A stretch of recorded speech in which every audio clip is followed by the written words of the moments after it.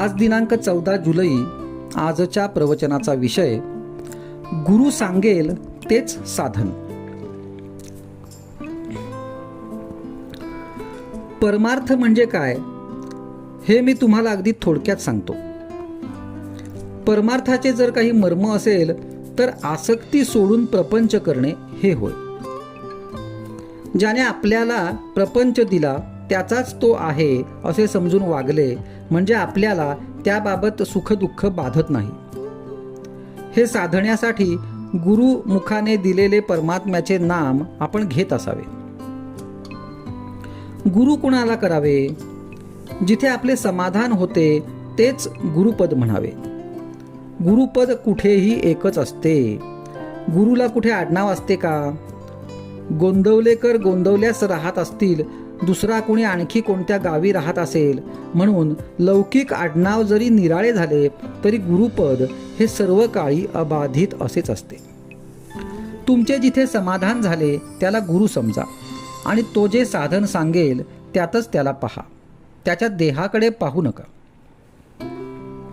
तो लुळा पांगळा आहे की काय हे पाहू नका.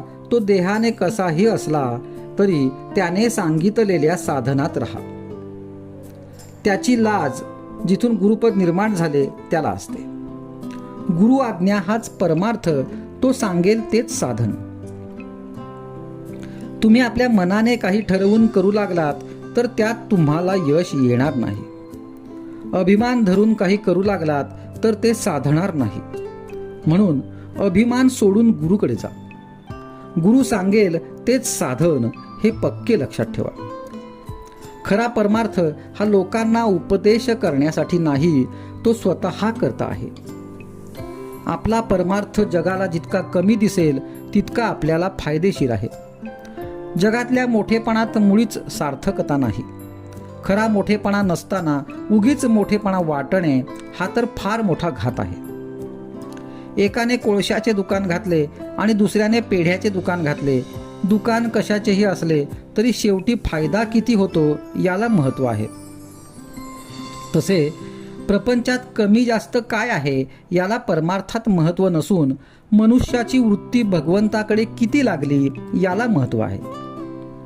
परमार्थाला कोणतीही परिस्थिती चालते. आपली वृत्ती मात्र स्थिर असली पाहिजे.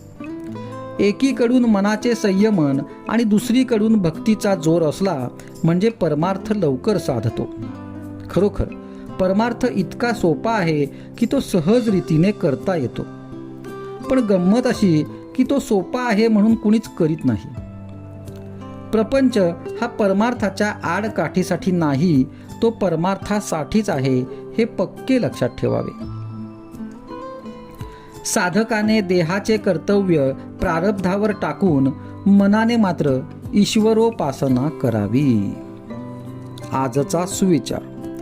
हृदयी ठेवावा राम, मुखी सदा त्याचे नाम, हातात असावे प्रपंचाचे काम, हेच खरे परमार्थाचे वर्म.